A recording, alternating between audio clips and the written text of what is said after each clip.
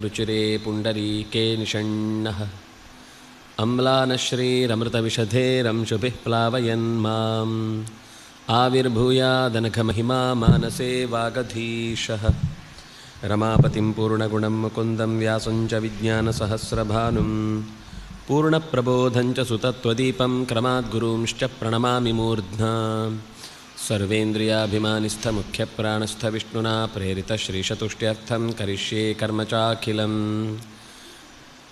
वाल्मीकेर्गौः पुनीयान्नः महीधरपदाश्रया यद्दुग्धमुपजीवन्ति कवयस्तरणका इव स्वस्त्यस्तु सतां हरिः ಓಂ. ಶ್ರೀಕೃಷ್ಣ ಮಧ್ವಪ್ರಾಣರಲ್ಲಿ ಮನಸ ನಮಿಸಿ ಶ್ರೀ ರಾಮಾಯಣದ ಅರಣ್ಯಕಾಂಡದ 57ನೆಯ ಸರ್ಗದಲ್ಲಿದ್ದೇವೆ. ಹಿಂದಿನ ಕಥೆಯಲ್ಲಿ ಒಟ್ಟು ರಾವಣ ಸೀತೆಯನ್ನು ಅಪಹರಿಸಿಕೊಂಡು ಬಂದಾಗ ದಾರಿಯಲ್ಲಿ ತನ್ನ ಆಭರಣಗಳ ಸೊತ್ತನ್ನು ಉತ್ತರೀಯದಲ್ಲಿ ಕಟ್ಟಿ ಕಪಿಗಳಿರುವ ಸಮೂಹದ ನಡುವೆ ಎಸೆದಿದ್ದಾಳೆ. ಇದು ರಾವಣಿಗೆ ತಿಳಿಲಿಲ್ಲ. ಅರಮನೆಯೊಳಗೆ ತಂದು ತನ್ನ ಸೇವಕಿಯರನ್ನೆಲ್ಲ ಮುಂದಿಟ್ಟುಕೊಂಡು ಆಕೆಯನ್ನು ಅನೇಕ ರೀತಿಯಿಂದ ಪುಸಲಾಯಿಸುವ ಮಾತುಗಳು, ಆಮೇಲೆ ತನ್ನ ಹೆಮ್ಮೆಯ ಪ್ರಶಂಸೆಯ ಮಾತುಗಳು, ಇದು ಎಲ್ಲದರಿಂದ ಆಕೆಯನ್ನು ಬಹಳ ಇಕ್ಕಟ್ಟಿಗೆ ಸಿಲುಕಿಸ್ತಾನೆ. ಬಹಳ ಒಂದು ಲಜ್ಜೆಗೆಟ್ಟವನಂತೆ ಮಾತಾಡಿ ಹೆಣ್ಣಿನ ಎಲ್ಲ ರೀತಿಯ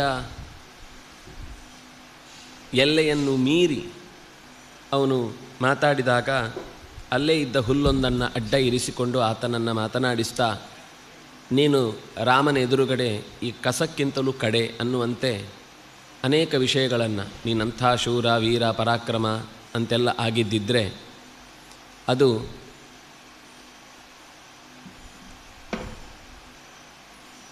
ರಾಮನ ಸಾಮರ್ಥ್ಯವನ್ನು ನೀನು ಅಲ್ಲಗಳೆದಂತಾಗುತ್ತೆ. ನಿನಗೆ ನಿಜವಾಗಿ ಸಾಮರ್ಥ್ಯ ಇದ್ದಿದ್ದರೆ ನೀನು ರಾಮ ಎದುರುಗಡೆ ಇರುವಾಗಲೇ ನೀನು ಹೋಗಬೇಕಿತ್ತು. ರಾಮನಿಲ್ಲದ ಹೊತ್ತಿನಲ್ಲಿ ಬಂದು ಈ ರೀತಿ ಸಾಮರ್ಥ್ಯದ ಪರಿಚಯವನ್ನು ನಿನ್ನದ ಬಗ್ಗೆ ಮಾತಾಡಿಕೊಳ್ತಾ ಇದ್ದಿ ಅಂದರೆ ನಿನಗೆ ಎಷ್ಟು ಪುಕ್ಕು ಇದೆ ಒಳಗಿನಿಂದ ಅಂತ ಅರ್ಥ ಆಗುತ್ತೆ. ಹೀಗೆ ಅನೇಕ ರೀತಿಯಿಂದ ಅವನನ್ನು ತರಾಟೆಗೆ ತೆಗೆದುಕೊಳ್ತಾಳೆ. ರಕ್ಕಸಿಯರಿಗೆಲ್ಲ ಇನ್ನು 12 ತಿಂಗಳಲ್ಲಿ ಈಕೆ ನಮ್ಮ ಮನಸ್ಸನ್ನು ಅವಳ ಮನಸ್ಸನ್ನು ನೀವು ಒಪ್ಪಿಸಿ, ಅಕಸ್ಮಾತ್ ಅವಳು ಆಗಲೂ ಒಪ್ಪಲಿಲ್ಲ ಅಂದರೆ ದಿನಕ್ಕೊಂದು ಚೂರು ದೇಹದ ಭಾಗಗಳನ್ನೇ ಕತ್ತರಿಸಿ ಬೆಳಗಿನ ತಿಂಡಿಗೆ ಸಿದ್ಧಗೊಳಿಸಿ ಅಂತ ಹೇಳಿ ಸಿಟ್ಟಿನಿಂದ ನೆಲವನ್ನು ಒದ್ದು ಹೊರಟು ಹೋಗ್ತಾನೆ. ಇತ್ತ ರಾಮಚಂದ್ರ ಏನು ಮಾಡ್ತಾ ಇದ್ದಾನೆ ಅನ್ನೋದನ್ನು ಹೇಳ್ತಾ, ರಾಕ್ಷಸಂ ಮೃಗರೂಪೇಣ ಚರಂತಂ ಕಾಮರೂಪಿಣಂ ನಿಹತ್ಯ ರಾಮೋ ಮಾರೀಚಂ ತೂರ್ಣಂ ಪಥಿ ನಿವರ್ತತೆ. ಗಡಿಬಿಡಿಯಲ್ಲಿ ಆ ಮೃಗವನ್ನು ನಾಶಗೊಳಿಸಿ ಸೀತೆ ಇರುವ ಆಶ್ರಮದ ಕಡೆಗೆ ಓಡೋಡಿ ಬರ್ತಾ ಇದ್ದಾನೆ. ತೂರ್ಣಂ, ಯಾಕೆಂದರೆ ಇದು ಮೋಸದ ಮೃಗ ಅಂತ ಗೊತ್ತಾಯಿತು. ಯಾಕೆಂದರೆ ಆ ಏಟು ಬಿದ್ದಾಗ ಮಾರೀಚ ತನ್ನ ನಿಜರೂಪವನ್ನು ಹೊತ್ತು ಲಕ್ಷ್ಮಣ ಸೀತಾ ಅಂತ ರಾಮನ ದನಿಯನ್ನು ಬೇರೆ ಮಾಡಿಕೊಂಡು ಉಸಿರು ಬಿಟ್ಟಿದ್ದಾನೆ.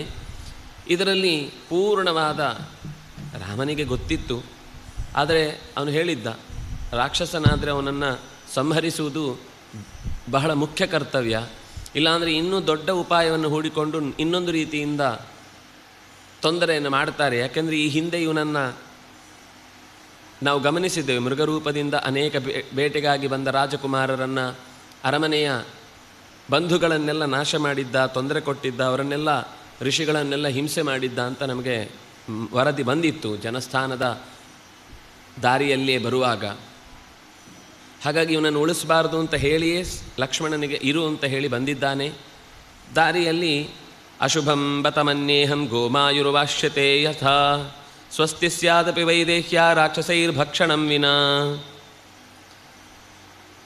ಈ ನರಿ ಊಳಿಡ್ತಾ ಇರುವುದು ಮತ್ತೆ ಅಶುಭವನ್ನು ನುಡಿತಾ ಇದೆ. ವೈದೇಹಿ ರಾಕ್ಷಸರಿಂದ ಏನೂ ಅಪಾಯಕ್ಕೊಳಗಾಗದೇ ಇದ್ದರೆ ಸಾಕು, ಇಷ್ಟೇ ನಾನು ಕೇಳಿಕೊಳ್ಳುವಂಥದ್ದು. ಸೌಮಿತ್ರಿ ಯಾವಾಗ ನಾನು ಲಕ್ಷ್ಮಣ ಸೀತಾ ಅಂತ ಕೂಗಿದ್ದೇನೆ ಅಂತ ಅಂದುಕೊಂಡು ಇನ್ನೂ ಹೊರಟು ಬರಲಿಕ್ಕಿಲ್ಲ ತಾನೆ. ತಯೈವ ಪ್ರಹಿತ ಕ್ಷಿಪ್ರಂ, ಅವನು ಬರಲಿಲ್ಲ ಅಥವಾ ಅವನು ಬರಲಿಕ್ಕೂ ಸಾಧ್ಯ ಇಲ್ಲ. ಆದರೆ ಖಂಡಿತ ತಯೈವ ಪ್ರಹಿತ, ಅವಳೇ ಖಂಡಿತ ಲಕ್ಷ್ಮಣ ಹೋಗು ಅಂತ ನನ್ನ ಮೇಲಿನ ಕಾಳಜಿಯಿಂದ ಕಳುಹಿಸಿರ್ತಾಳೆ. ಕಳುಹಿಸದೇ ಇದ್ದರೆ ಸಾಕಿತ್ತು.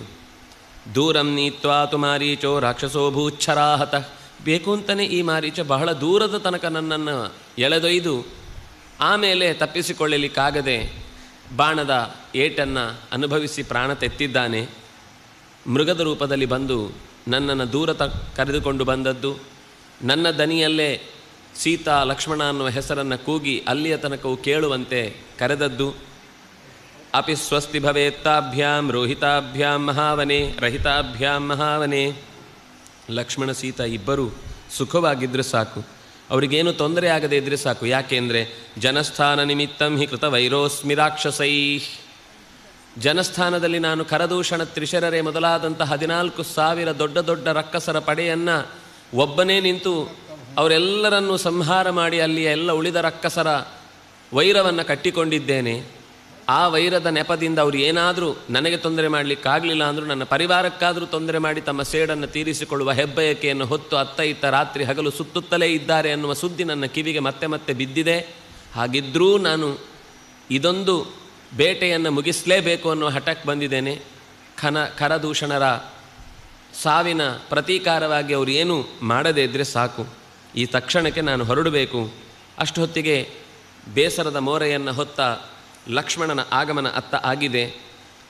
ವಿಗತ ಪ್ರಭಂ, ಬಾಡಿದ ಮೋರೆಯನ್ನು ಲಕ್ಷ್ಮಣನ ಮೋರೆಯನ್ನು ನೋಡ್ತಾ ಇದ್ದಾನೆ. ಸಂಜಗರ್ಹೇ ತಂ ಅಥಬ್ಧಂ ಭ್ರಾತ ಜ್ಯೇಷ್ಠೋ ಲಕ್ಷ್ಮಣಮಾಗತಂ ವಿಹಾಯ ಸೀತಾಂ ವಿಜನೆ ವನೆ ರಾಕ್ಷಸ ಸೇವಿತೆ. ರಾಮ ಚೆನ್ನಾಗಿ ಬೈತಾನೆ. ಸಂಜಗರ್ಹೆ, ಬರೀ ಜಗರ್ಹೆ ಅಲ್ಲ, ಸಂಜಗರ್ಹೆ, ಚೆನ್ನಾಗಿ ಬೈದ. ಯಾರೂ ಇಲ್ಲದ ರಕ್ಕಸರಿಂದಲೇ ತುಂಬಿಕೊಂಡಿರುವ ಈ ದಟ್ಟ ಕಾಡಿನ ನಡುವೆ ಸೀತೆಯನ್ನು ಓರ್ವಳನ್ನಾಗಿ, ಅದು ಹೆಣ್ಣು ಮಗಳನ್ನು, ಹೆದರಿಕೊಳ್ಳುವವಳನ್ನು, ಈ ಕಾಡಿನ ಪರಿಚಯ ಇಲ್ಲದೇ ಇರೋಳನ್ನು ಹೇಗೆ ಬಿಟ್ಟು ಬಂದೆ ನೀನು? ಆಗ ಅಹೋ ಲಕ್ಷ್ಮಣ ಗರಿಹಂತೆ, ತುಂಬ ದೊಡ್ಡ ತಪ್ಪು ಮಾಡಿದೆ ಲಕ್ಷ್ಮಣ. ಯಸ್ತ್ವಂ ವಿಹಾಯ ಕೃತಂ ಯಸ್ತ್ವಂ ವಿಹಾಯತಾಂ, ಅವಳನ್ನು ಬಿಟ್ಟು ಬಂದದ್ದು ಎಲ್ಲದಕ್ಕಿಂತ ದೊಡ್ಡ ತಪ್ಪು. ಸೀತಾಂ ಇಹಾಗತ ಸೌಮ್ಯ ಕಶ್ಚಿತ್ ಸ್ವಸ್ತಿ ಭವೇದಿಹ. ಓ ದೇವರೇ, ಓ ವಿಧಿಯೇ, ಸೀತೆಯನ್ನು ಸುಖದಲ್ಲಿರುವಂತೆ ಮಾಡು. ಅವಳಿದ್ದರೆ ಸಾಕು ಸುಖವಾಗಿ, ಅದೇ ನನಗೆ ಸಂತೋಷ. ನನಗೆ ನಮೇಸ್ತಿ ಸಂಶಯೋ ವೀರ ಸರ್ವಥಾ ಜನಕಾತ್ಮಜ ವಿನಷ್ಟಾ ಭಕ್ಷಿತಾ ವಾಪಿ ರಾಕ್ಷಸೈರ್ವನಚಾರಿಭಿ. ನಾನು ಬಹಳವಾಗಿ ನಂಬುತ್ತೇನೆ ಅವಳಿಗೇನೂ ತೊಂದರೆ ಆಗಿರಲಿಕ್ಕಿಲ್ಲ ಅಂತ. ನೀನು ಬಂದ ಮೇಲೆ ಸ್ವಲ್ಪ ಈಗ ಭಯ ಹತ್ತಿಕೊಂಡಿದೆ. ಯಥಾ ವೈ ಮೃಗಸಂಗಾಶ್ಚ ಗೋಮಾಯುಶ್ಚೈವ ಭೈರವಂ ವಾಶ್ಯಂತೆ ಶಕುನಾಶ್ಚಾಪಿ ಪ್ರದೀಪ್ತಾಂ ಅಭಿತೋ ದಿಶಂ. ದಿಕ್ಕುಗಳಿಂದ ಪ್ರತಿಧ್ವನಿಸುವಂತೆ ಈ ನರಿಗಳ ಊಳಿಡುವಿಕೆ ಅಂತನ್ನುವ ಅಪಸ್ವರ ಅಪಶಕುನದಂತೆ ನನ್ನ ಕಿವಿಯನ್ನು ಬಡಿದು ಏನೋ ತೊಂದರೆಯನ್ನು ಸೂಚಿಸ್ತಾ ಇದೆ. ಅದೇನು, ಹೇಗೆ? ಮನಶ್ಚಮೇದೀನ ಮಿಹಾಪ್ರಗಹ್ಯಂ ಅಪ್ರಹೃಷ್ಟಂ ಚಕ್ಷುಶ್ಚ ಸವ್ಯಂ ಕುರುತೆ ವಿಕಾರಂ. ಬಲಗಣ್ಣು ಅದುರ್ತಾ ಇದೆ, ಯಾಕೋ ಮೈಯ ಬಲ ತೋಳು ನಡುಗ್ತಾ ಇದೆ. ಈ ಎಲ್ಲ ಕಾರಣಗಳಿಂದ ಅಪಾಯದ ಮುನ್ಸೂಚನೆ ಸಿಕ್ಕಿದೆ ಅನ್ನೋದು ಸುಳ್ಳಲ್ಲ. ಪ್ರಸ್ಥಿತಂ ದಂಡಕಾರಣ್ಯಂ ಯಾಮಾಂ ಅನುಜಗಾಮಹ ಕೊಸಾ ಲಕ್ಷ್ಮಣ ವೈದೇಹಿ ಯಾಂ ಹಿತ್ವಾ ತ್ವಮಿಹಾಗತಃ. ನೀನು ಹೇಳಿ ಈಗ ಏನಾಗಿದೆ ಅಲ್ಲಿ? ಯಾಕಾಗಿ ಬಿಟ್ಟು ಬಂದೆ? ನನ್ನನ್ನು ಅನುಸರಿಸಿ ಬಂದಿ ಅನ್ನೋದು ಸರಿ, ಆದರೆ ಸೀತೆಯನ್ನು ಬಿಟ್ಟು ಬಂದಿ ಅನ್ನೋದು ತಪ್ಪು. ಯಾಕೆ ಬಿಟ್ಟು ಬಂದಿ ಆಕೆಯನ್ನು? ಕಚ್ಚಿಜ್ಜೀವತಿ ವೈದೇಹಿ, ಅಥವಾ ಸೀತೆಗೇನೋ ತೊಂದರೆ ಆಯಿತು ಅಂತಲೇ ಹೇಳಲಿಕ್ಕೋಸ್ಕರ ಇಲ್ಲಿಯ ತನಕ ಓಡಿ ಬಂದೆಯೋ? ಕಚ್ಚಿಜ್ಜೀವತಿ ವೈದೇಹಿ ಪ್ರಾಣೈ ಪ್ರಿಯತರಾಮಮ, ನನ್ನ ಪ್ರಾಣಕ್ಕಿಂತಲೂ ಹಿರಿಯಳೆನಿಸಿದ, ಹೆಚ್ಚು ಎನಿಸಿದಂತಹ ಆಕೆಯನ್ನು ಉಳಿಸಿಕೊಡುವ ಜವಾಬ್ದಾರಿ ನಿನಗೆ ಬಿಟ್ಟು ಬಂದ ಮೇಲೆ ನೀನು ಹೀಗೆ ಅವಳನ್ನು ಬಿಟ್ಟು ಬಂದಿದ್ದಿ ಅಂತಂದರೆ ಏನೋ ತೊಂದರೆಯಾಗಿರಬೇಕು ಅನ್ನುವ ಕಾರಣದಿಂದಲೇ ನೀನು ಇಲ್ಲಿ ತನಕ ಬಂದಿರಬಹುದು ಅಂತ ನನ್ನ ಊಹೆ. ಏನಾಗಿದೆ? ಕಚ್ಚಿತ್ ಪ್ರೌರಾಜನಂ ಸೌಮ್ಯ ನಮೇ ಮಿಥ್ಯಾ ಭವಿಷ್ಯತಿ. ನಾನು ನೀನಿದ್ದಿ ಅನ್ನುವ ಧೈರ್ಯದಿಂದ ಆಕೆಯನ್ನು ಬಿಟ್ಟು ಬಂದದ್ದು. ನೀನು ಹೀಗೆ ಬಿಟ್ಟು ಬಂದರೆ ಅವಳಿಗೆ ಏನಾದರೂ ತೊಂದರೆ ಆಗದೇ ಇದ್ದೀತು ಅಂತ ಹೆಚ್ಚು ಹೆಚ್ಚು ನಾನು ಸಮಾಧಾನ ಪಟ್ಟುಕೊಳ್ಬೇಕಾಗಿದೆ. ಏನಾಗಿದೆ ಅನ್ನೋದನ್ನು ಹೇಳಬೇಕು ನೀನು ಅಂತ. ಯದಿ ಜೀವತಿ ವೈದೇಹಿ ಗಮಿಷ್ಯಾಮ್ಯಾಶ್ರಮಂ ಪುನಃ ಸುವೃತ್ತ ಯದಿ ವೃತ್ತಾ ಸಾ ಪ್ರಾಣಾನ್ ತ್ಯಕ್ಷ್ಯಾಮಿ ಲಕ್ಷ್ಮಣ. ಸುದ್ದಿಯನ್ನು ನೀನು ತಂದಿದ್ದು ಹೌದಾದರೆ ಅವಳು ಜೀವಂತವಾಗಿದ್ದಾಳಷ್ಟೇ. ಅವಳಿಗೇನಾದರೂ ತೊಂದರೆ ಆಗಿದೆ ಅಂತ ನೀನು ಈಗ ಆ ಸುದ್ದಿಯನ್ನೇ ನನ್ನ ಕಿವಿಗೆ ಹಾಕಲಿಕ್ಕೆ ಇಲ್ಲಿ ತನಕ ಬಂದದ್ದು ಹೌದಾದರೆ ನನ್ನ ದೇಹವನ್ನು ಇಲ್ಲೇ ತೊರೆದು ನಾನು ಆಶ್ರಮದ ತನಕ ಬರುವ ಶಕ್ತಿಯೂ ನನಗಿಲ್ಲ. ನನ್ನ ದೇಹವನ್ನು ಬಿಟ್ಟೇ ಹೊರಡುತ್ತೇನೆ ಇಲ್ಲಿಂದ. ಸರ್ವಥಾ ರಕ್ಷಸಾ ತೇನ ಜಿಹ್ಮೇನ ಸುದುರಾತ್ಮನ ವದತಾ ಲಕ್ಷ್ಮಣೇತ್ಯುಚ್ಚೈಃ ತವಾಪಿ ಜನಿತಂ ಭಯಂ. ಸರ್ವಥಾ ಖಂಡಿತವಾಗಿಯೂ ಆ ರಕ್ಷೋಗಣದಲ್ಲಿ ಒಬ್ಬನಾಗಿದ್ದ ಮಾರೀಚ ಜಿಹ್ಮೇನ ಮೋಸದ ಬುದ್ಧಿಯಿಂದ ನನ್ನನ್ನು ಇಲ್ಲಿಯ ತನಕ ಎಳೆತಂದ.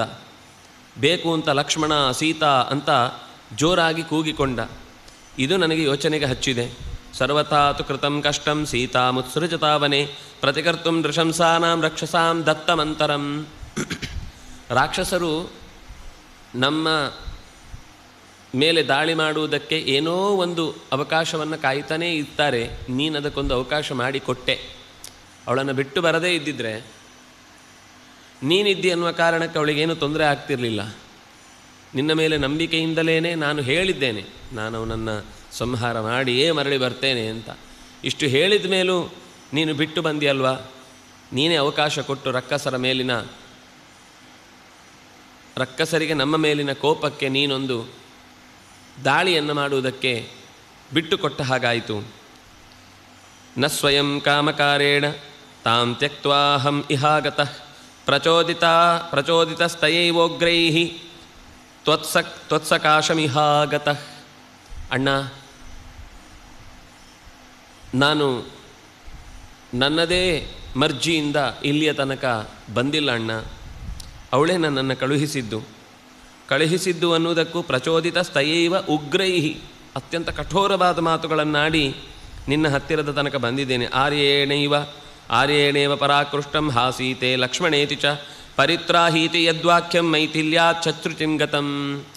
ನಿನ್ನ ದನಿಯಲ್ಲಿ ಲಕ್ಷ್ಮಣ ಸೀತೆಯರ ಕೂಗು ಕೇಳಿದೊಡನೆ ತುಂಬ ಬೆಜ್ಜರ ಬಿದ್ದಾಕೆ ಈಗಲೇ ರಾಮನನ್ನು ರಕ್ಷಿಸುವುದಕ್ಕಾಗಿ ಈ ದುಷ್ಟ ದುರುಳರ ಮಾಯಾ ಪ್ರಕೋಪಗಳು ಇನ್ಯಾವ್ಯಾವ ರೀತಿ ಹೊಸತನದಲ್ಲಿ ಇರುತ್ತೋ ಗೊತ್ತಿಲ್ಲ, ಹಾಗಾಗಿ ನೀನೀಗ ಹೊರಟು ರಾಮನನ್ನು ರಕ್ಷಿಸಿಕೊಂಡು ಬರಲೇಬೇಕು ಅಂತ ನನ್ನನ್ನು ಪಟ್ಟು ಹಿಡಿದು ಕಳುಹಿಸಿದ್ದಾಳೆ. ಅಲಂ ವೈಕ್ಲವ್ಯಮಾಲಂಬ್ಯ ಸ್ವಸ್ಥಾಭವ ನಿರುತ್ಸುಕ ನಸೋಸ್ತಿ ತ್ರಿಷು ಲೋಕೇಶು ಪುಮಾನ್ವೈ ರಾಘವಂ ರಣೇ. ನಾನು ಆಕೆಗೆ ತಿಳಿ ಹೇಳಿದೆ, ಅಣ್ಣ, ಅಷ್ಟು ಬೇಗುದಿಯನ್ನು ಹೊಂದಬೇಡ. ಸ್ವಸ್ಥಾಭವ, ಮನಸ್ಸನ್ನು ದೃಢ ಮಾಡಿಕೊ. ಏನೋ ಒಂದು ಸಂದೇಹದಿಂದ ಅಥವಾ ತೊಂದರೆ ಆಯಿತು ಅನ್ನುವ ಭಾವದಿಂದ ಕುಸಿದು ಹೋದಾಗ ಮನಸ್ಸು ಬಹಳ ದೂರದ ತನಕ ಅಲ್ಲದ್ದನ್ನೆಲ್ಲ ಯೋಚಿಸಿ ನಮಗೆ ಭಯವನ್ನು ಮತ್ತಷ್ಟು ಹೆಚ್ಚಿಸುತ್ತೆ. ತುಂಬ ಗಾಬರಿ ಅಥವಾ ಏನೋ ಆಗಬಾರದು ನಡೆಯಿತು ಅಂತಂದಾಗ ಮನಸ್ಸನ್ನು ಮೊದಲು ಹತೋಟಿಯಲ್ಲಿಟ್ಟುಕೊಳ್ಬೇಕು, ಮನಸ್ಸನ್ನು ಮೊದಲು ಸಮಾಧಾನಪಡಿಸಬೇಕು. ಅದಕ್ಕೆ ಏನೇನು ಯೋಚನೆಗಳು ಬರುತ್ತೋ ಆಗಲೇ ಆ ನಿರ್ಧಾರಗಳನ್ನೆಲ್ಲ ಕೈಗೊಂಡು ಬೇಡ ಅಂತ ದೂರಕ್ಕೆ ತಳ್ಳಿಬಿಡುವುದಲ್ಲ. ನಾನು ಅವಳನ್ನು ಹೇಳಿದೆ, ಸ್ವಸ್ಥಾಭವ, ಮೊದಲು ಸಮಾಧಾನ ಮಾಡಿಕೊ. ಒಂದು 2 ಕ್ಷಣ ಅದಕ್ಕೆ ಮನಸ್ಸಿಗೆ ಏನಾಗಿದೆ, ಹೇಗಾಯಿತು, ಯಾಕಾಯಿತು, ಈಗೇನಾಗಬೇಕಿದೆ, ಹೇಗೆ ಮಾಡಿದರೆ ನಮ್ಮ ಈಗಿನ ಉಪಾಯದಿಂದ ಪರಿಹರಿಸಿಕೊಳ್ಳಬಹುದು, ಇದನ್ನೆಲ್ಲ ಯೋಚಿಸಲಿಕ್ಕೆ ನಾನು ಹೇಳಿ, ರಾಮಚಂದ್ರನಿಗೆ ಎದುರಾಳಿಗಳು ಅಂತನ್ನುವರು 3 ಲೋಕದ ಯಾವ ಮೂಲೆಯಲ್ಲೂ ಇನ್ನೂ ಹುಟ್ಟಿ ಬಂದಿಲ್ಲ. ಅದರಿಂದಾಗಿ ರಾಮನಿಗೆ ಈ ರಕ್ಕಸರ ಉಪಟಳದಿಂದ ಯಾವ ತೊಂದರೆಯೂ ಆಗುವುದಿಲ್ಲ. ಇದು ಮತ್ತೆ ರಕ್ಕಸರದ್ದೇ ಮತ್ತೊಂದು ರೀತಿಯ ಉಪಾಯ ಅಷ್ಟೇ. ನಮ್ಮನ್ನು ಇಕ್ಕಟ್ಟಿಗೆ ಸಿಲುಕಿಸುವುದಕ್ಕೋಸ್ಕರ, ನಮ್ಮನ್ನು ದಾರಿ ತಪ್ಪಿಸುವುದಕ್ಕೋಸ್ಕರ ಮಾಡಿರುವ ಕುಹಕ ಇದು ಹೊರತು ಇದು ನಿಜ ಅಲ್ಲ. ರಾಘವನಿಗೆ ಸಮಾನನಾದವರು ಯಾರೂ ಇಲ್ಲ. ಜಾತೋ ವಾ ಜಾಯಮಾನೋ ವಾ ಸಂಯುಗೇ ಯಃ ಪರಾಜಯೇತ್ ನ ಜಯ್ಯೋ ರಾಘವೋ ಯುದ್ಧೇ ದೇವೈ ಶಕ್ರ ಪುರೋಗಮೈ. ದೇವತೆಗಳೆಲ್ಲರೂ ಕೂಡ ಇವನಿಗೆ ಅಸ್ತ್ರವಾಗಿ ಬರುವುದಕ್ಕೆ ಹಾತೊರೆಯುವಂತಹ ಹೊತ್ತಿನಲ್ಲಿ ದೇವತೆಗಳೇ ಇವನನ್ನು ಸೋಲಿಸಲಿಕ್ಕೆ ಆರದವರು ಅಂತ ಅಂದ ಮೇಲೆ ಇವನ ಮುಂದೆ ಆರು ನಿಲ್ಲುವವರು? ಹುಟ್ಟಿಲ್ಲ, ಇನ್ನು ಹುಟ್ಟುವವರಿಲ್ಲ, ಈಗಷ್ಟೇ ಯಾರೋ ಒಬ್ಬ ಹುಟ್ಟಿದವನೂ ಇಲ್ಲ, ಅಥವಾ ಇಲ್ಲಿಯ ತನಕ ಯಾರಿಗೂ ರಾಮಚಂದ್ರ ಸೋತಿಲ್ಲ. ಇದು ಯುದ್ಧದಲ್ಲಿ ಅವನಿಗೆ ಅವನೇ ಸಾಟಿ. ಅಂತಹ ಮಹಾಮಲ್ಲ. ಬಿಟ್ಟು ಬಿಡುವ ಆತನ ಯೋಚನೆಯ ಬಗೆಗೆ, ಆತನೆಯ ರಕ್ಷಣೆಯ ಬಗೆಗೆ. ಖಂಡಿತ ರಾಮಚಂದ್ರನಿಗೆ ಏನೂ ಆಗಿಲ್ಲ, ಅವನು ಆರಾಮವಾಗಿದ್ದಾನೆ ಅಂತ ಹೀಗೆ ನಾನು ಹೇಳಿದೆ. ಭಾವೋ ಮಯಿತವಾತ್ಯರ್ಥಂ ಪಾಪ ಏವ ನಿವೇಶಿತ ವಿನಷ್ಟೇ ಭ್ರಾತರಿ ಪ್ರಾಪ್ತುಂ ನ ಚ ತ್ವಂ ಮಾಂ ಅವಾಪ್ಸ್ಯಸಿ. ಆದರೆ ಅಣ್ಣ ಬಹಳ ಎದೆಯನ್ನು ಸೀಳುವ ಮಾತಾಡಿದ್ಲಣ್ಣ. ಮೈ ಭಾವ ತವ ಅತ್ಯರ್ಥಂ, ನನ್ನ ಮೇಲೆ ನಿನಗೆ ಮನಸ್ಸು ಮೂಡಿದೆ. ಪಾಪ ಏವ ನಿವೇಶಿತ, ಆ ಭಾವದಲ್ಲಿ ತುಂಬ ಪಾಪವನ್ನೇ ತುಂಬಿಕೊಂಡಿದ್ದಿ. ಅಣ್ಣ ವಿನಷ್ಟೇ ಭ್ರಾತರಿ, ಪ್ರಾಣ ಚೆಲ್ಲಲು ನಿನಗೆ ಲಾಭವೇ ಜಾಸ್ತಿ ಅಂತ ಯೋಚಿಸಿದ್ದಿ ನೀನು. ನೈವ ಮಾಂ ಅವಾಪ್ಸ್ಯಸಿ, ನನ್ನನ್ನು ನೀನು ಯಾವ ಕಾರಣಕ್ಕೂ ಕೂಡ ರಾಮನಿಲ್ಲದ ಹೆಣ್ಣು ತಮ್ಮನನ್ನು ಆವರಿಸಿಕೊಂಡು ಮದುವೆ ಆಗಿಬಿಡಬಹುದು ಅಂತ ನಿನ್ನ ಯೋಚನೆಯಲ್ಲಿದ್ದರೆ ನಾನು ನಿನಗೆ ಸಿಗೋಳಲ್ಲ. ಸಂಕೇತಾದ್ ಭರತಯನತ್ವಂ ರಾಮಂ ಸಮನುಗಚ್ಚಸಿ ಕ್ರೋಶಂತಂ ಹಿ ಯಥಾರ್ಥ್ಯರ್ಥಂ ನೈವಮಭ್ಯಾ ಅವಪದ್ಯಸೆ. ನನಗೆ ಗೊತ್ತು, ಭರತ ನಿನ್ನನ್ನು ಕಳುಹಿಸಿಕೊಟ್ಟು ಅಥವಾ ನಿನ್ನನ್ನು ರಾಮನ ಜೊತೆಗೆ ಇಟ್ಟು, ಅಂದರೆ ಇದೆಲ್ಲ ಪೂರ್ವ ಸಿದ್ಧತೆ. ಕೈಕೇಯಿ ವರ ಕೇಳುವುದಕ್ಕಿಂತ ಮುಂಚೆಯೇ ರಾಮ ಕಾಡಿಗೆ ಹೋಗುವಾಗ ನೀನು ಹೊರಡು ಅಂತ ನಿನಗೆ ಭರತ ಹೇಳಿಕೊಟ್ಟದ್ರಿಂದಲೇ ನೀನು ಇಲ್ಲಿಗೆ ಬಂದಿದ್ದಿ. ಸಂಕೇತಾತ್ ಭರತೇನತ್ವಂ, ರಾಮನನ್ನು ಅನುಸರಿಸ್ತಾ ಇದ್ದಿ. ರಾಮ ಏನೇನು ಮಾಡ್ತಾನೆ ಅನ್ನೋದನ್ನೆಲ್ಲ ತಿಳ್ಕೊಂಡು ಅವನಿಗೆ ನೀನು ವಿವರವನ್ನು ಮುಟ್ಟಿಸಬೇಕಿದೆ. ಅದಕ್ಕೋಸ್ಕರ ನೀನು ಇಲ್ಲಿ ನಿಂತಿದ್ದಿ. ಅವನು ಯಾವಾಗ ಏನಾದರೂ ತೊಂದರೆಗೊಳಗಾಗುವ ಪರಿಸ್ಥಿತಿಯಲ್ಲಿ ನಿನಗೆ ಅವಕಾಶ ಸಿಕ್ಕಿದರೆ ನೀನು ಹಾಗೆ ಕೈಚೆಲ್ಲಿ ಆತನ ಸಾವಿಗೆ ಕಾರಣನಾಗಬೇಕು. ಅದರ ಮೂಲಕ ನನ್ನನ್ನು ಪಡೆಯುವ ಯೋಚನೆ, ಅದು ರಾಮನ ಸಾವಿನ ಯೋಚನೆ ಭರತನಿಗಾದರೆ, ಸೀತೆಯ ಪಡೆಯುವ ಯೋಚನೆ ಲಕ್ಷ್ಮಣನಿಗಾಯಿತು. ಒಂದು ಕಲ್ಲಿಗೆ ಎರಡು ಹಣ್ಣು ಬೀಳುತ್ತೆ ಅಂತಂದಾಗ ಯಾರು ತಾನೇ ಇಂತಹ ಆಲೋಚನೆಗಳಿಗೆ ಬಲಿಯಾಗದೆ ಹೋದಾನು? ನಿನ್ನನ್ನು ಹಾಗೆ ಕಾಣ್ತೇನೆ. ರಿಪುಹು ಪ್ರಚ್ಛನ್ನ ಚಾರೀತ್ವಂ ಮದರ್ಥಮನುಗಚ್ಚಸಿ. ನೀನು ಶತ್ರು ನೀನನ್ನು ಮಾತಾಡಿಸಲ್ಲ ನಾನು. ಪ್ರಚ್ಛನ್ನಚಾರಿ, ಸುಮ್ಮನೆ ನಮ್ಮನ್ನು ನೆಪ ಒಡ್ಡಿಕೊಂಡು ನಮ್ಮ ಹಿಂದೆ ಮುಂದೆ ಬೇಕಾದ ಕಾರ್ಯಗಳನ್ನೆಲ್ಲ ಮಾಡಿಕೊಡುವನು ಅಂತ ಅತಿಯಾದ ವಿನಯವನ್ನು ತೋರಿ ಧೂರ್ತನ ಲಕ್ಷಣವನ್ನು ನಮ್ಮ ಜೊತೆಗೆ ಇಟ್ಟುಕೊಂಡು ನಡೀತಾ ಇದ್ದಿ ನೀನು. ಮದರ್ಥಮನುಗಚ್ಚಸಿ, ನೀನು ಇಷ್ಟು ದಿವಸ ನನ್ನ ಜೊತೆಗೆ ಬರ್ತಾ ಇದ್ದದ್ದು ಕೇವಲ ಸೀತೆಯನ್ನು ಹೇಗಾದರೂ ಪಡೀಬೇಕು ಅನ್ನುವ ಹಠಕ್ಕೆ ಹೊರತು ಇನ್ನೇನೂ ಅಲ್ಲ. ರಾಘವಸ್ಯಾಂತರ ಪ್ರೇಪ್ಸು ತಥೈದಂ ನಾಭಿಪದ್ಯಸೆ. ರಾಘವನಿಗೆ ಏನಾದರೂ ಒಂದಂತರ ತೊಂದರೆ, ವಿಚ್ಛಿದ್ರಕಾರಿಯಾದ ಘಟನೆ ನಡೆಯುವುದನ್ನೇ ಕಾಯ್ತಾ ಇದ್ದವನು ನೀನು. ಈಗ ಒಂದು ಸರಿಯಾದ ಅವಕಾಶ ಸಿಕ್ಕಿದೆ, ಅದಕ್ಕೆ ನೀನು ಓಡ್ತಾ ಇಲ್ಲ, ಹೋಗ್ತಾ ಇಲ್ಲ, ರಾಮನ ರಕ್ಷಣೆಗೆ ಸಹಾಯಕ್ಕಾಗಿ ನೀನು ಕೈ ಚಾಚ್ತಾ ಇಲ್ಲ. ನನಗೆ ಅರ್ಥ ಆಯಿತು. ಜಾನನ್ನಪಿ ಸಮರ್ಥಂ ಮಾಂ ರಕ್ಷಸಾಂ ನಿವಾರಣೆ ಅನೇನ ಕ್ರೋಧವಾಕ್ಯೇನ ಮೈಥಿಲ್ಯ ನಿಸೃತೋ ಭವಾನ್. ಇಷ್ಟು ಹೇಳಿದ ಮೇಲೆ ರಾಮನ ಪ್ರತಿಕ್ರಿಯೆ ಹೇಗಿತ್ತು ಅಂದರೆ, ಜಾನನ್ನಪಿ ಸಮರ್ಥಂ ಮಾಂ ರಕ್ಷಸಾಂ ನಿವಾರಣೆ, ನಾನು ರಕ್ಕಸರನ್ನು ಕೊಲ್ಲಬಲ್ಲೆ, ಸದೆ ಬಡಿಯಬಲ್ಲೆ ಅನ್ನೋದು ನಿನಗೆ ತಿಳಿದಿದ್ದರೂ ಕೂಡ ಸೀತೆ ಹಾಗೆ ಹೇಳಿದ್ಲು ಒಂದು ತಕ್ಷಣ ಬಂದು ಬಿಡುದ ನೀನು? ತೊರೆದು ಬಂದದ್ದು ಸರಿನಾ? ಅನೇನ ಕ್ರೋಧವಾಕ್ಯೇನ, ಅವಳಷ್ಟು ಕೋಪ ಮಾಡಿಕೊಂಡ್ರು ಅಂತ ನೀನು ವಾಪಸ್ ಕೋಪ ಮಾಡಿಕೊಂಡು ಬಿಟ್ಟು ಇಲ್ಲಿ ತನಕ ಬಂದು ಬಿಟ್ಯಾ? ನಿಸೃತೋ ಭವಾನ್, ಇದರಿಂದ ಪರಿಣಾಮ ಏನಾಯಿತು? ನೀನು ಅವಳಿಗಾಗಿ ಬರಲಿಲ್ಲ ಅನ್ನೋದನ್ನು ನಿರ್ಧರಿಸಲಿಕ್ಕೆ ಅಂತ ಬಂದು ಅವಳನ್ನೇ ಕಳ್ಕೊಳ್ಳುವ ಹಾಗೆ ಮಾಡಿದ್ಯಲ್ವಾ? ಅಲ್ಲೇ ಇದ್ದರೆ ನಾನು ವಾಪಸ್ ಬಂದ ಮೇಲೆ ಇಲ್ಲ ರಾಮನಿಗೇನಾಗಲಿಲ್ಲ ನೋಡು ಅಂತ ಸಮರ್ಥಿಸ್ಲಿಕ್ಕೊಂದು ಅವಕಾಶ ಇರ್ತಿತ್ತು. ಆದರೆ ನೀನು ಆ ಕೋಪಕ್ಕೆ ಬುದ್ಧಿಯನ್ನು ಕೊಟ್ಟು ಅವಳ ಮೇಲೂ ಕೋಪ ಮಾಡಿಕೊಂಡು ಹೋಗಲಿ ಏನಾದರೂ ಆಗಲಿ ಅಂತ ಹೇಳಿ ನನ್ನನ್ನು ನೀನು ಹುಡುಕಿಕೊಂಡು ಬಂದಿದ್ದೆ. ನನ್ನ ಮೇಲೆ ಕರುಣೆ ಪ್ರೀತಿ ಕಕ್ಕುಲಾತಿ ಏನು ಖಂಡಿತನಿಗೆ ಇಲ್ಲ ಅಂತ ಹೇಳ್ತಾ ಇಲ್ಲ. ಆದರೆ ದುಡುಕಿನ ನಿರ್ಧಾರದಿಂದ ಮಾತ್ರ ನಾವಿವತ್ತು ಸೀತೆಯನ್ನು ಕಳ್ಕೊಳ್ಳೋದಕ್ಕೆ ಕಾರಣ ಇದ್ದರೆ ಅದು ನೀನು. ನಹಿತೆ ಪರಿತುಷ್ಯಾಮಿ, ನೀನು ಮಾಡಿದ ಕಾರ್ಯದಿಂದ ನನಗೆ ತೃಪ್ತಿ ಆಗಲಿಲ್ಲ, ನನಗೆ ಸಮಾಧಾನ ಆಗಲಿಲ್ಲ, ನನಗೆ ಇಷ್ಟ ಆಗಲಿಲ್ಲ ನೀನು ಮಾಡಿದ್ದು. ತ್ಯಕ್ತ್ವಾ ಯದ್ಯಾಸಿ ವೈತಿಲಿ, ಸೀತೆಯನ್ನು ಅಲ್ಲೇ ಆ ಕಾಡಿನ ನಡುವೆ ಏಕಾಂಗಿನಿಯಾಗಿ ಬಿಟ್ಟು ಬಂದಿಯಲ್ವ ನೀನು. ಅನೇನ ಕ್ರೋಧವಾಕ್ಯೇನ ಮೈಥಿಲ್ಯಾನಿಸುತ್ತೋ ಕ್ರುದ್ಧಾಯ ಪರುಷಂ ಶ್ರುತ್ವಾ ಸ್ತ್ರೀಯಾ ತ್ವಮಿಹಾಗತಃ. ಒಬ್ಬಳು ಕೋಪಗೊಂಡವಳು ಏನೇನೋ ಮಾತಾಡ್ತಾಳೆ ಅಂತ ಗೊತ್ತಿದ್ದು ಕೂಡ ಅವಳ ಕೋಪದ ಮಾತಿಗೆ ತಕ್ಷಣ ಪ್ರತಿಕ್ರಿಯೆ ನೀಡಿಬಿಡ್ತೇನೆ ಅಂತನ್ನುವ ಭಾವದಿಂದ ಇಷ್ಟು ಪೂರ್ವ ನಿರ್ಧಾರಿತವಾದಂತಹ ಈ ರಕ್ಕಸರ ದಾಳಿಯಲ್ಲಿ ನಾನು ಬಲಿಯಾಗಿದ್ದೇನೆ ಅಂತ ಅನ್ನೋದನ್ನು ಅರ್ಥ ಮಾಡಿಕೊಂಡ ಮೇಲೆ ನೀನು ಕೂಡ ಅವಳು ಹೇಳಿದ ಮಾತಿಗೆ ಇದೂ ಕೂಡ ರಕ್ಕಸರದ್ದೇ, ಅವಳು ನಿನ್ನನ್ನು ಒತ್ತಾಯ ಮಾಡ್ತಾಳೆ, ರಾಕ್ಷಸರಲ್ಲ ಅಲ್ಲಿ ರಾಮನಿಗೆ ತೊಂದರೆ ಕೊಡ್ತಾ ಇದ್ದಾರೆ, ರಕ್ಷಿಸು ಅಂತ ಅವಳಿಂದ ಹೇಳಿಸುವ ಹಾಗಾಗುತ್ತೆ, ಅದರಿಂದಾಗಿ ಮತ್ತೆ ಸೀತೆಯನ್ನು ನಾವು ಆಶ್ರಮದಿಂದ ಕಳ್ಕೊಳ್ಳುವ ಹಾಗಾಗುತ್ತೆ ಅಂತ ಯೋಚಿಸಬೇಕಿತ್ತನ್ನಲ್ವ. ಇದು ಲಕ್ಷ್ಮಣನ ಪರಿಸ್ಥಿತಿ. ಅತ್ತ ಸೀತೆಯು ಎದೆಗೆ ಕೈ ಹಾಕಿ ಮಾತಾಡಿದ್ಲು, ಇತ್ತ ರಾಮನು ನಾ ಅತಿಥೇ ತುಷ್ಯಾಮಿ, ನಿನ್ನ ವಿಷಯದಲ್ಲಿ ನನಗೆ ತೃಪ್ತಿ ಆಗಲಿಲ್ಲ, ನೀನು ಮಾಡಿದ್ದು ಯಾವುದು ಸರಿ ಇಲ್ಲ, ತಪ್ಪು ಮಾಡಿದಿ ನೀನು, ಸೀತೆಯನ್ನು ಬಿಟ್ಟು ಬರಬಾರ್ದಿತ್ತು, ಅವಳು ಬೈದರೂ ಅಲ್ಲೇ ಇರಬೇಕಿತ್ತು, ನೀನು ಬೈಸ್ಕೊಳ್ಬೇಕು ಆ ಸಮಯದಲ್ಲಿ. ಯಾಕೆಂದರೆ ಬೈಸ್ಕೊಳ್ಳೋದಕ್ಕಿಂತ ಹೆಚ್ಚು ಸೀತೆ ರಕ್ಷಣೆ ಮುಖ್ಯ ಆಗಿತ್ತು, ನೀನು ಅದನ್ನು ಯಾಕೆ ಯೋಚನೆ ಮಾಡಲಿಲ್ಲ, ದಡ್ಡನ ಹಾಗೆ ಸಿಟ್ಟು ಮಾಡ್ಕೊಂಡು ನೀನು ನನ್ನನ್ನು ರಕ್ಷಣೆ ಮಾಡಿಬಿಡ್ತೇನೆ, ಅವಳಿಗೊಂದು ಸಮಾಧಾನ ಆಗಲಿ ಅಂತ ಅಂದ ಹಾಗೆ ಬಂದರೆ ಎಷ್ಟು ಸರಿ ಹೋಯಿತು. ಸರ್ವಥಾ ತ್ವಪನೀತಂತೆ ಸೀತೆಯ ಯತ್ ಪ್ರಚೋದಿತಃ ಕ್ರೋಧಸ್ಯ ವಶಮಾಪನ್ನಃ ನಾಕರೋ ಶಾಸನಂ ಮಮ. ನೀನು ನನ್ನ ಮಾತು ನಡೆಸ್ಕೊಡ್ಲಿಲ್ಲ, ಕೋಪಕ್ಕೊಳಗಾದಿ ಅಷ್ಟೇ, ನನ್ನ ಮಾತು ನಡೆಸ್ಕೊಡ್ಲಿಲ್ಲ ನೀನು. ರಾಮನ ಮಾತನ್ನು ನಡೆಸಿಕೊಡ್ಲಿಲ್ಲ ಅಂದರೆ ರಾಮನ ಬಗ್ಗೆ ನಿನಗೇನು ಗೌರವ ಇದೆ ಅಂತ ಅರ್ಥ. ಎಷ್ಟು ಇಕ್ಕಟ್ಟು ಅಡಕತ್ತರಿ ಅಂದರೆ ಇದೆ. ಅತ್ತಲೂ ದರಿ ಇತ್ತ ಪುಲಿ, ಏನು ಮಾಡಿದರೂ ಬದುಕಲಿಕ್ಕೆ ಸಾಧ್ಯ ಇಲ್ಲ ಅನ್ನುವಂತಹ ಲಕ್ಷ್ಮಣ ಸೇವೆ ಮಾಡುತ್ತೇನೆ ಅಂತ ಅವನಿಗೆ ಯಾವುದೇ ಒಂದು ನಿರ್ಬಂಧ ಇಲ್ಲದೆ ಆ ಸೇವೆಗೋಸ್ಕರ ಬಂದವನಿಗೆ, ಸೇವೆಯ ಪರಮ ಆಶೆಯಿಂದ ಬಂದವನಿಗೆ ಇಷ್ಟು ಕಠೋರವಾದ ಮಾತುಗಳನ್ನು ಕೇಳಿ ಅವನು ಹೇಗೆ ನಲುಗಿರಬಹುದು. ಆದರೆ ಒಂದು ಸಿಚುವೇಶನ್ ಹೇಗಿರುತ್ತೆ ಅನ್ನೋದನ್ನು ಹೇಳುತ್ತೆ.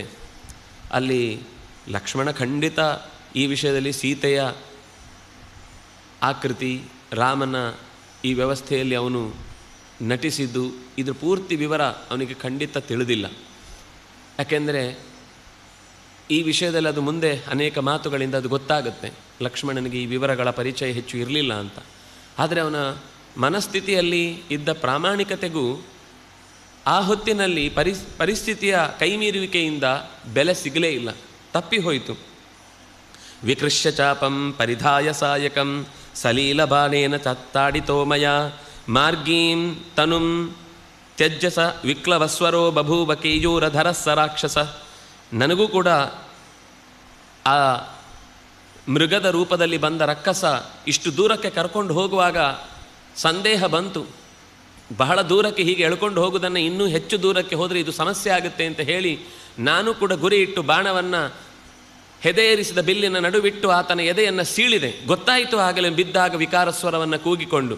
ಅವನ ಧ್ವನಿ ಎತ್ತಿದಾಗಲೂ ನನಗೆ ಇನ್ನೂ ಸ್ಪಷ್ಟ ಆಯಿತು, ಇಲ್ಲಿ ಖಂಡಿತ ಮತ್ತೊಂದು ವ್ಯವಸ್ಥೆಯನ್ನು ಇಟ್ಟುಕೊಂಡೇ ಅವರು ಇಲ್ಲಿ ತನಕ ಬಂದಿದ್ದಾರೆ ಅಂತ. ಹೀಗೆ ದದರ್ಶ ಪರ್ಣಶಾಲಾಂಚ ರಹಿತಾಂ ಸೀತೆಯಾ ತದಾ. ಓಡೋಡಿ ಬಂದಿದ್ದಾರೆ ಇಬ್ಬರು ಕೂಡ ಉಟಜದ ಸ್ಥಾನಕ್ಕೆ. ಅಭಿವೀಕ್ಷ್ಯ ಸಮಂತತಃ, ಅತ್ತ ಇತ್ತ ಎಲ್ಲ ಪರಿಸರದ ಸುತ್ತಮುತ್ತ ಎಲ್ಲ ಹುಡುಕಿದ್ದಾರೆ. ಶ್ರಿಯಾ ವಿರಹಿತಾಂ ಧ್ವಸ್ತಾಂ ಹೇಮಂತೆ ಪದ್ಮಿನೀಮಿವ. ಕಾಂತಿಯನ್ನು ಕಳೆದುಕೊಂಡ ಕಾಲದಂತೆ, ಕಾಂತಿಯನ್ನು ಕಳೆದುಕೊಂಡ ಹೇಮಂತದಲ್ಲಿರುವಂತಹ ಸರೋವರದ ಮಧ್ಯದ ನಳಿನಗಳಂತೆ ಇಡೀ ಆಶ್ರಮ ನೀರವವಾಗಿತ್ತು. ಏನೂ ದನಿ ಇಲ್ಲದ ಅಲ್ಲಿ ಉಳಿದ ಪಕ್ಷಿ ಪ್ರಾಣಿಗಳೆಲ್ಲವೂ ಕೂಡ ಮೌನ ವಹಿಸಿದ್ದು. ಯಾಕೆಂದರೆ ಆಗಲೇ ಬಂದು ಹೋದ ಆ ದುಷ್ಟ ರಕ್ಕಸನ ರಾವಣನ ಆಟೋಪದಿಂದ ಬೆಚ್ಚಿ ಬೆದರಿ ವನದೇವತೆಗಳೂ ಕೂಡ ದಿಕ್ಕೆಟ್ಟು ಓಡಿ ಹೋಗಿದ್ರು ಅಂತ ಹೇಳಿದರು. ಹಾಗಾಗಿ ಒಂದು ರೀತಿ ಕಳ್ಳ ಹೊಕ್ಕ ಮನೆ ಅಂತ ಹೇಳುವ ಹಾಗೆ, ಅಥವಾ ಬಹಳ ದಿವಸದಿಂದ ಯಾವ ಯಜಮಾನನು ಒಕ್ಕಲು ಇಲ್ಲದೆ ಹೋದಾಗ ಒಂದು ಗೌ ಅನ್ನಿತು ಅಂತ ಶಬ್ದ ನಾವು ಕಾವ್ಯಗಳಲ್ಲಿ ಅಥವಾ ಕಾದಂಬರಿಗಳಲ್ಲಿ ಓದಿದ್ದು. ನಿಜವಾಗಿಯೂ ಅಂಥ ಮನೆಗಳಿಗೆ ಹೋದಾಗ ಅಂಥದ್ದೊಂದು ಧ್ವನಿಯ ಭಾವ ಬರುತ್ತೆ. ಮನುಷ್ಯ ಓಡಾಡುವಾಗ ಮನುಷ್ಯನ ದೇಹದ ಹೊರಗಡೆಯಿಂದ ಬಂದ ವಾಸನೆ ಅಥವಾ ಅದರ ಸಹಜವಾದ ಮನುಷ್ಯನ ಪರಿಮಳ ಅದು ಆ ಮನೆಯನ್ನು ಜೀವಂತವಾಗಿರಿಸುತ್ತೆ. ಆ ಮನೆ ಆ ಮನುಷ್ಯನ ಮನಸ್ಸಾಗಿ ಬದಲಾಗುತ್ತೆ. ಎಲ್ಲಿಯೂ ಯಾರೂ ಇಲ್ಲದೇ ಇದ್ದಾಗ ತನ್ನಿಂದ ತಾನೇ, ಅದಕ್ಕೆ ಅದು ಭವನ ಆಗಬೇಕು ಅಂತ. ಎಲ್ಲಿ ಭಕ್ತಿ ಭಜನೆ ಭಗವಂತ ಭಕ್ತರು ಅಂತ ಅನ್ನೋದೆಲ್ಲ ಆ ಮನೆಯಲ್ಲಿ ನೆಲೆಸುತ್ತೋ ಆ ಮನೆಯ ಕಳೆಯೇ ಬೇರೆ ಆಗುತ್ತೆ. ಯಾವಾಗ ಅಲ್ಲಿ ಬರೀ ದರೋಡೆಕೋರರು, ತುಂಟಕೋರರು, ವ್ಯಾಪಾರಿಗಳು ಅಥವಾ ಮೋಸ ಮಾಡುವಂಥವ್ರು ಇಂಥವರೇ ತುಂಬಿಕೊಂಡು ಓಡಾಡ್ತಾ ಇದ್ದಾರೆ ಎಂದಾಗ ಅಲ್ಲಿಯ ವಾತಾವರಣವೇ ಬೇರೆ ಇರುತ್ತೆ. ಯಾರೂ ಇಲ್ಲದೆ ಇದ್ದಾಗಂತೂ ಯಾರನ್ನೂ ನೋಡಲು ಇಷ್ಟಪಡದ ಕತ್ತಲೆಯಲ್ಲೇ ಎನ್ನುವ ಬಯಕೆ ಉಳ್ಳ ರಕ್ಕಸ ಶಕ್ತಿಗಳು, ಪಿಶಾಚಗಳು, ಬ್ರಹ್ಮರಾಕ್ಷಸಾದಿ ದುಷ್ಟಚೇತನಗಳಲ್ಲಿ ಸೇರಿಕೊಂಡಾಗ ಆ ದನಿ ಅದೇ ರೀತಿ ನೀರವತೆ ಎನ್ನುವುದು ನಮಗೆ ಕಿವಿಗೆ ಶಬ್ದ ಕೇಳಿಸದೇ ಇದ್ದರೂ ಕೂಡ ಎದೆಗೆ ಅಥವಾ ಸಾಕ್ಷಿಗೆ ಗೋಚರ ಆಗುವಂತಹ ಒಂದು ಧ್ವನಿ ಗೊತ್ತಾಗುವಂತೆ ಎಲ್ಲ ಅಲ್ಲಿಯ ಚೇತನಗಳು ಮೌನ ವಹಿಸಿದ್ದಾವೆ, ದೇವತೆಗಳು ದಿಕ್ಕೆಟ್ಟು ಓಡಿ ಹೋಗಿದ್ದಾರೆ. ಇಂತಹ ಪರಿಸ್ಥಿತಿಯನ್ನಲ್ಲಿ ನೋಡಿ ರುದಂತಮಿವ ವೃಕ್ಷೈಶ್ಚ, ಮರಗಳೆಲ್ಲ ಯಾಕೋ ಬಾಡಿ ಎಲೆಗಳನ್ನು ಕೆಳಕ್ಕೆ ಜಾರಿಸಿಕೊಂಡು ಅಳುತ್ತಿರುವಂತೆ ಕಾಣ್ತಾ ಇದೆ.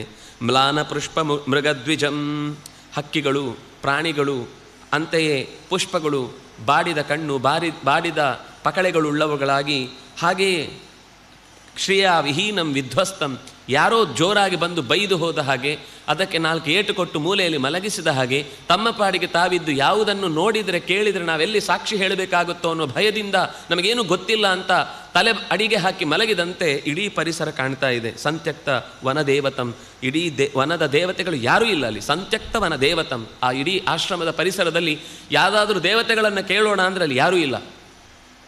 ಪೂರ್ತಿ ನಿಶ್ಚೇಷ್ಟಿತವಾದಂತಹ ಸ್ಥಿತಿಯಲ್ಲಿ ಆ ಆಶ್ರಮ ನಿಂತುಕೊಂಡಿದೆ. ವಿಪ್ರಕೀರ್ಣಾಜಿನ ಶುಕಂ ಕುಶಂ ವಿಪ್ರವಿದ್ಧ ಭೃಸೀಕಟಂ ದೃಷ್ಟ್ವಾ ಶೂನ್ಯಂ ನಿಜಸ್ಥಾನಂ ವಿಲಲಾಪ ಪುನಃ ಪುನಃ.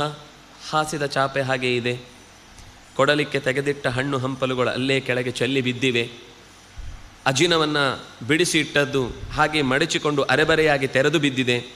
ಇಂತಹ ನಿಜಸ್ಥಾನಂ, ತನ್ನ ಮನೆಯ ಪರಿಸರದ ಎಲ್ಲ ವಸ್ತುಗಳು ಎಲ್ಲೆಲ್ಲೋ ಚೆಲ್ಲಾಪಿಲ್ಲಿ ಆಗಿದ್ದನ್ನು ಗಮನಿಸಿ ವಿಲಲಾಪ ಪುನಃ ಪುನಃ, ಏನೋ ಹೆಚ್ಚು ಕಮ್ಮಿ ಆಗಿದೆ, ಎಳೆದಾಡಿದ್ದೋ ಅಥವಾ ಯಾವುದೋ ಪ್ರಾಣಿ ದಾಳಿ ಮಾಡಲಿಕ್ಕೆ ಬಂದಾಗ ತಪ್ಪಿಸಿಕೊಳ್ಳಿಕ್ಕೆ ಮಾಡಿಕೊಂಡದ್ದೋ ಏನೋ ಆಗಿದೆ.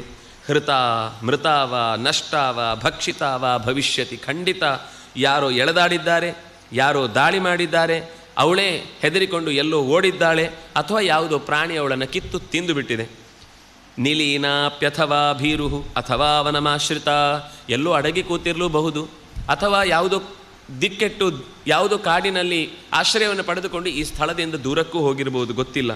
ಗತಾ ವಿಚೇತುಂ ಪುಷ್ಪಾಣಿ ಫಲಾನ್ಯಪಿ ಚವಾ ಪುನಃ ಅಥವಾ ಪದ್ಮಿನೀಂ ಯಾತ ಜಲಾರ್ಥಂ ವಾ ನದೀಂ ಗತಾ, ಅಥವಾ ಇದು ಸುಮ್ಮನೆ ಹೀಗೆ ಬಿಟ್ಟು ಹೋದ ವಸ್ತು ಇಲ್ಲೇ ಚೆಲ್ಲಿದೆ ಅಂತಾದರೂ ಕೂಡ ಪುಷ್ಪವನ್ನು ಹಣ್ಣುಗಳನ್ನು ಮತ್ತೆ ಯಾರೋ ಬಂದಿದ್ದಾರೆ ಅಂತ ಕೊಟ್ಟು ತಣಿಸುವುದಕ್ಕಾಗಿ ಹಣ್ಣುಗಳನ್ನು ಆಯ್ಕೆ ಮಾಡಿಕೊಳ್ಳಿಕ್ಕೆ ಹೋಗಿದ್ದಾಳೋ, ಹೂಗಳನ್ನು ಕೀಳಲಿಕ್ಕೆ ಅಂತ ನದಿಯ ದಡಕ್ಕೆ ಹೋಗಿದ್ದಾಳೋ, ಅಥವಾ ನೀರನ್ನೇ ತರಲಿಕ್ಕೋಸ್ಕರ ಆ ತಟಾಕವನ್ನು ಸೇರಿದ್ದಾಳೋ ಏನು ಅಂತ ಗೊತ್ತಾಗ್ತಾ ಇಲ್ಲ. ವೃಕ್ಷಾದ್ ವೃಕ್ಷಂ ಪ್ರಧಾವನ್ ಸಹ ಗಿರೇಶ್ಚಾದ್ರಿಂ ನದಾನ್ ನದೀಂ ಬಭೂವ ವಿಲಪನ್ನಾಮಃ ವಿಲಪನ್ ರಾಮಃ ಶೋಕ ಪಂಕಾರ್ಣವಾಪ್ಲುತಃ. ಕಾಡಿನಿಂದ ಕಾಡಿಗೆ, ನದಿಯ ದಡದಿಂದ ಮತ್ತೊಂದು ನದಿಯ ದಡಕ್ಕೆ, ಬೆಟ್ಟಗಳಿಂದ ಬೆಟ್ಟಗಳ ನಡುವೆ ಹುಡುಕಿ ಹುಡುಕಿ ಸೀತೆಯ ಪ್ರತಿಯೊಂದು, ಮುಂದೆ ಒಂದು ಅಧ್ಯಾಯ ಪೂರ್ತಿ ಅಲ್ಲಿರುವ ಪ್ರತಿಯೊಂದು ಮರ ಗಿಡ ಮಟ್ಟುಗಳನ್ನೆಲ್ಲವನ್ನೂ ಮಾತಾಡಿಸಿದ್ದಾನೆ. ಯಾವುದೋ ಒಂದು ಹೂ ಅರಳಿ ನಿಂತಿದೆ ಅಂದರೆ ಸೀತೆಯನ್ನು ನೋಡಿದ್ಯಾ ಹೇಳು, ಗೊತ್ತಾದರೆ ಯಾವ ದಿಕ್ಕು, ಏನು ಎತ್ತ, ಏನಾಯಿತು, ಒಂದಿಷ್ಟು ವಿಷಯ ತನಗೆ ತಿಳಿಯುವಂತಾಗಲಿ ಅಂತನ್ನೋದಕ್ಕೋಸ್ಕರ ಎಲ್ಲವನ್ನೂ ಮಾತಾಡಿಸ್ತಾನೆ. ಕೆಲವು ರಾಮ ಬಂದ ತಕ್ಷಣ ಓಡಿ ಹೋಗ್ಲಿಕ್ಕೆ ಶುರು ಮಾಡುತ್ತೆ. ಕಿಂ ಧಾವಸಿ ಪ್ರಿಯೇ ದೂರಂ ದೃಷ್ಟಾಸಿ ಕಮಲೇಕ್ಷಣೆ ವೃಕ್ಷೇರಾಚ್ಛಾದ್ಯಚಾತ್ಮಾನಂ ಕಿಮ್ಮಾಂನ ಪ್ರತಿಭಾಷಸೆ. ಕೆಲವು ಹಕ್ಕಿಗಳು ಮರದ ಎಡೆಗೆ ಹೋಗಿ ನಿಂತವಂತೆ, ಮರಗಳು ಬಿಲದೊಳಗೆ ಸೇರಿಕೊಂಡವು, ಪ್ರಾಣಿಗಳು ಓಡಿ ಹೋಗಲು ಶುರು ಮಾಡಿದವು, ಮರಗಳು ನಾನು ನಿನ್ನ ಹತ್ರ ಮಾತಾಡುವುದಿಲ್ಲ ಅಂತ ಪಕ್ಕಕ್ಕೆ ಸರಿದು ನಿಂತವು. ಇದೆಲ್ಲವನ್ನು ನೋಡಿ ನೀವು ಕೂಡ ಸೀತೆಯನ್ನು ಕಳ್ಕೊಂಡ ನನ್ನ ಭ್ರಷ್ಟತನಕ್ಕೆ ಉಳಿಸಿಕೊಳ್ಳಿಕ್ಕಾಗಲಿ ನಿನಗೆ ಏನು ಯೋಗ್ಯತೆ ಇದೆ ಅಂತನ್ನುವ ಹಾಗೆ ನನ್ನನ್ನು ದೂರ ಇಟ್ಟು ಮಾತಾಡ್ತಾ ಇದ್ದೀರಾ, ಯಾಕೆ, ಯಾರು, ಏನು ನನ್ನ ಬಳಿ ಪ್ರತ್ಯುತ್ತರವನ್ನು ನೀಡ್ತಾ ಇಲ್ಲ. ಸ್ನಿಗ್ಧ ಪಲ್ಲವ ಸಂಕಾಶ ಪೀತಕೌಶೇಯವಾಸಿನಿ ಶಂಶಸ್ವ ಯದಿವಾ ದೃಷ್ಟ ಬಿಲ್ವ ಬಿಲ್ವೋಪಲಾಸಿನಿ. ಏ ಬಿಲ್ವ, ನಿನ್ನಂತೆಯೇ ಹೋಲ್ತಾ ಇದ್ದ ಅತ್ಯಂತ ಸುಂದರಿ ಆಕೆ, ಎಲ್ಲಿಯಾದರೂ ನೋಡಿದರೆ ಶಂಶಸ್ವ, ನೋಡಿ ಹೇಳು, ಸೀತೆಯನ್ನು ಕಂಡಿಯಾ, ನಿಂಗೆ ಏನಾದರೂ ಗೊತ್ತಾಯ್ತಾ? ಅಶೋಕ ಶೋಕಾಪನುದ, ಶೋಕವನ್ನು ಕಳೆಯುವವೋ ಅಶೋಕವೇ, ನನ್ನ ಶೋಕವನ್ನು ಪರಿಹರಿಸು, ಕಂಡೆಯಾ ನೀನು ಸೀತೆಯನ್ನು?